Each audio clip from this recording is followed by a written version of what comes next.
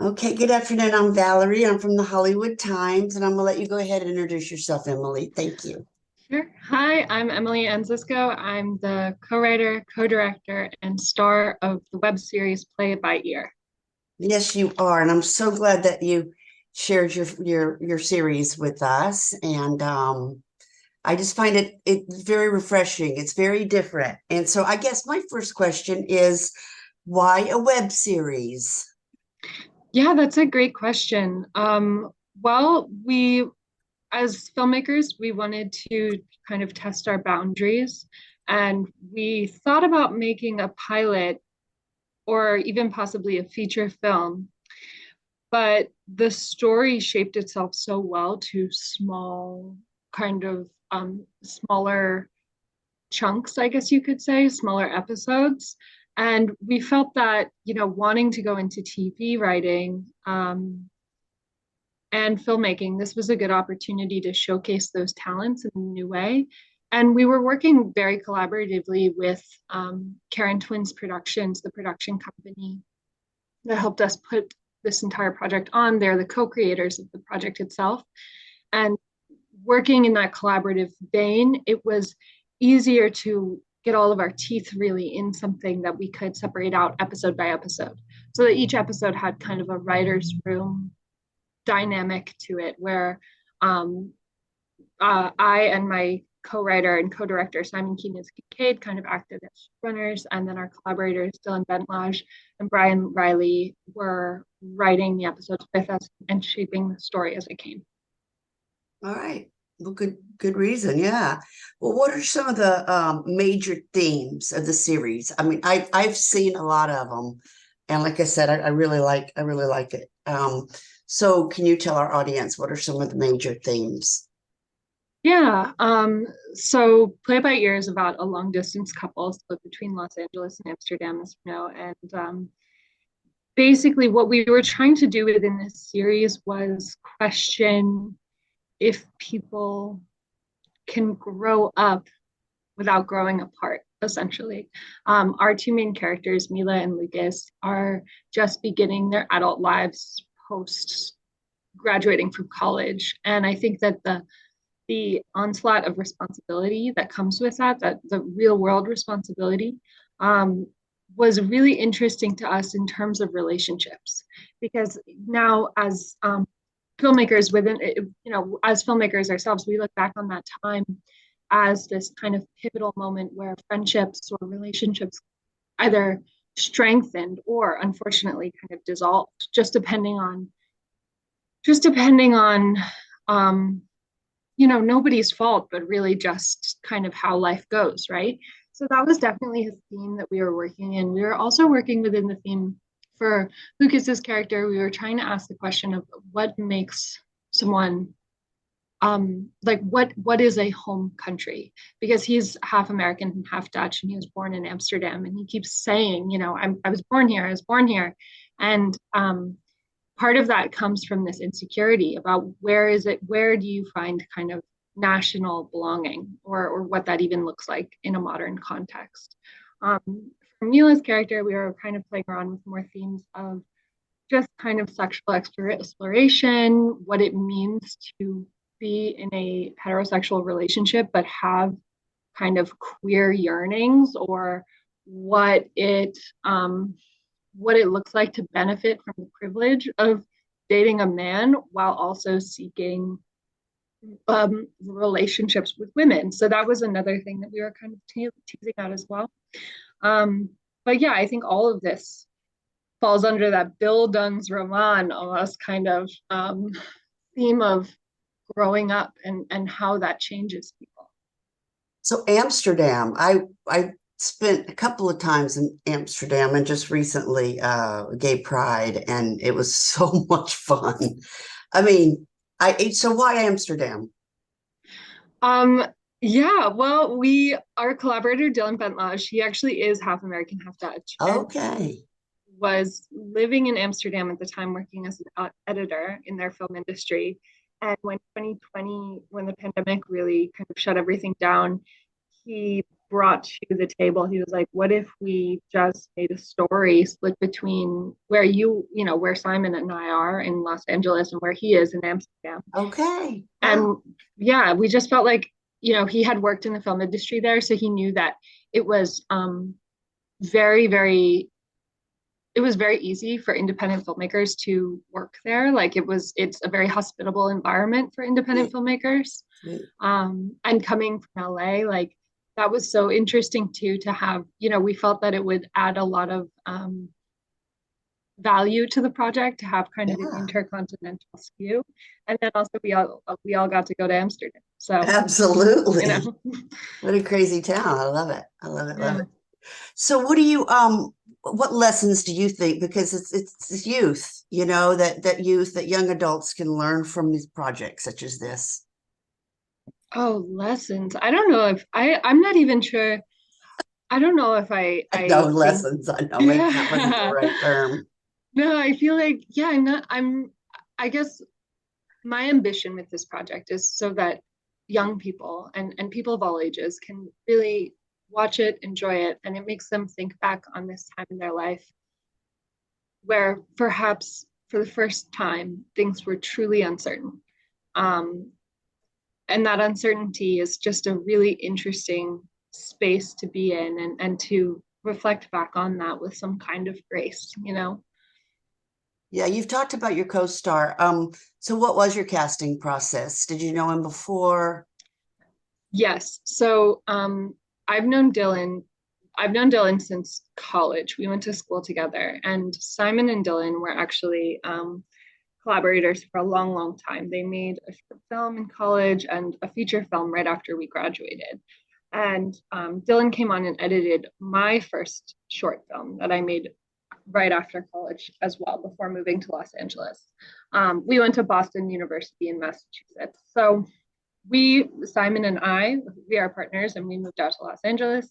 Dylan moved to Amsterdam, but we knew that we wanted to keep kind of our collaboration um, strong and alive.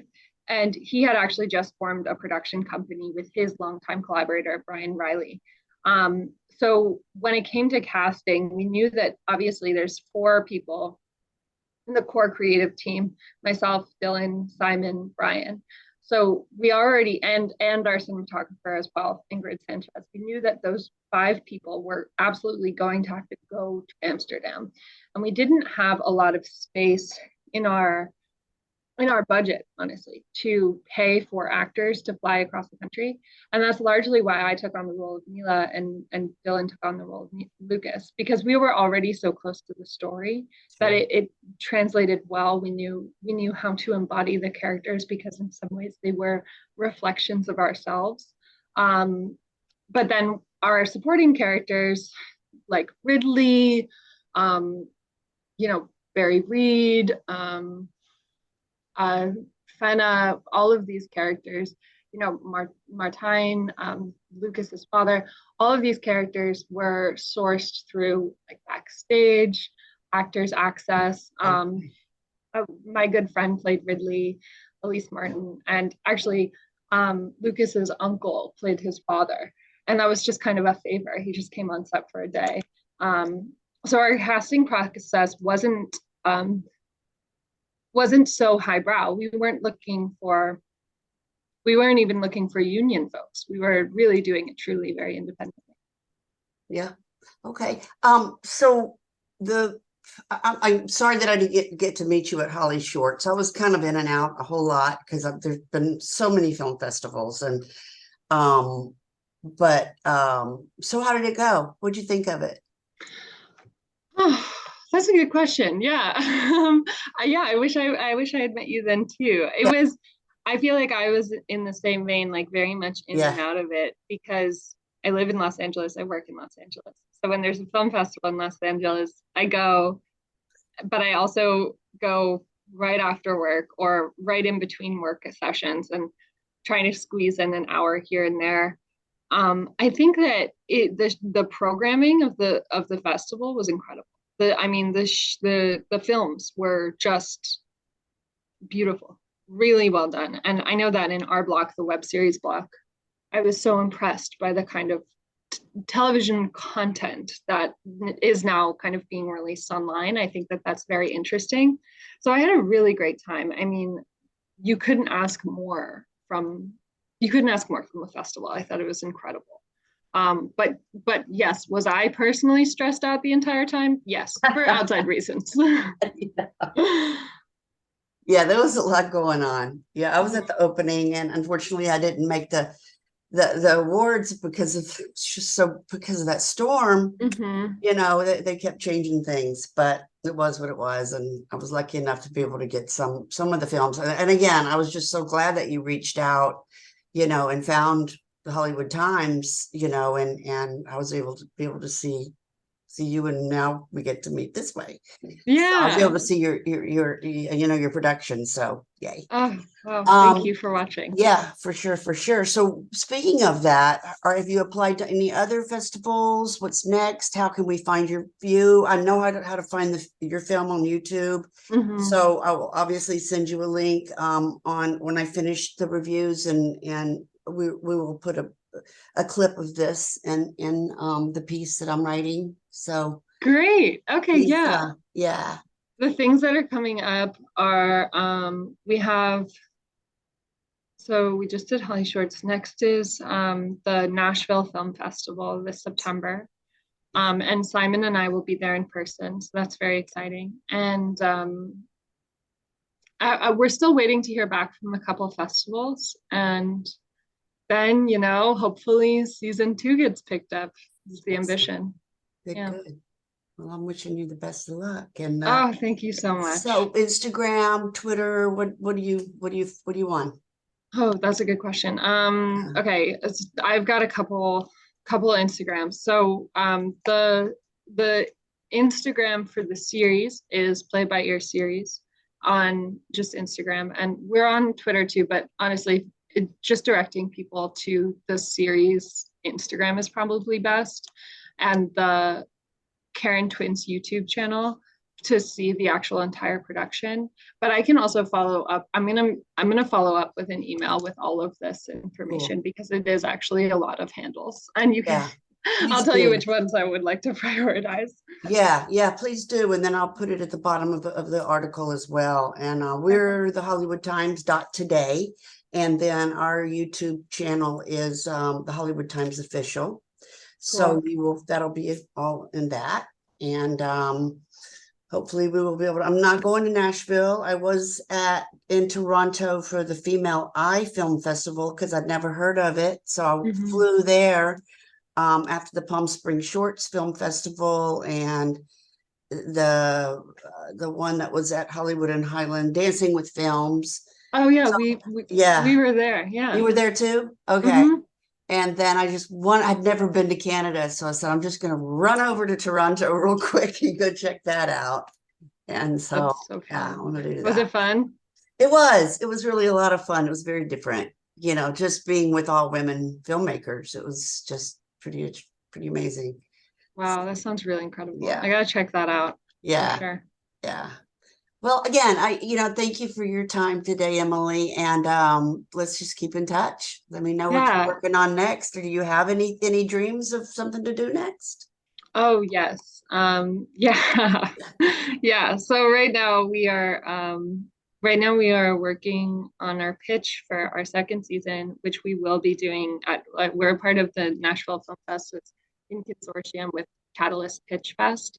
So because we already have our full season completely made, we're hoping to sell the IP for the second season, which is going to be like an anthology work about a different couples between different cities.